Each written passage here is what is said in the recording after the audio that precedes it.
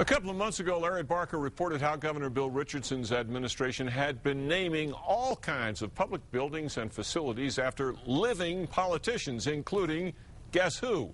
Well, guess what? Another living politician is now trying to stop New Mexico's name game. Here's News 13's Jim Winchester. Dick, State Senator Mark Boitano of Albuquerque says it's an issue of fairness. He does not want a repeat of what happened in the Richardson era. When it comes to tacking names on state buildings, it's not what you've accomplished that's important.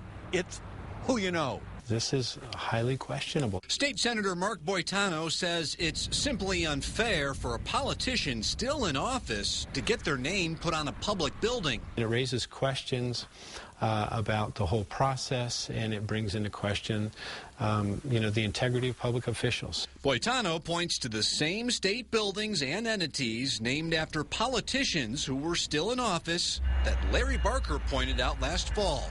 Consider former Governor Bill Richardson. His name is attached to the new hospital at UNM, the Coors I-40 interchange, the new spaceport runway. It's even on a rail runner train.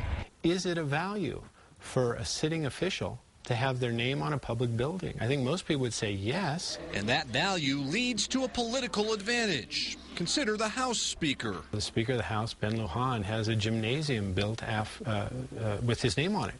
And so you've got an election where voters are going in and they're voting against Ben Lujan or they're voting for Ben Lujan. Then there's the African American Performing Arts Center named for State Rep Cheryl Williams at Expo, New Mexico. And while in office, U.S. Senator Pete Domenici got the Domenici Center for Health Sciences Education building at UNM. In response, State Senator Boitano's bill calls for putting a strict criteria for naming public buildings into law. It would include a provision that no building paid for with state money would be named for a politician while they are still in office. Having the name of an elected official on a public building is 24/7 marketing, promotion, advertising, and it just isn't good policy. Well, Governor Susana Martinez's office says that she supports Boitano's bill and looks forward to signing it into law. Dick, back to you. All right, Jim, as for passing that law, Boitano says it's too early to gauge how much support there is for his bill. State lawmakers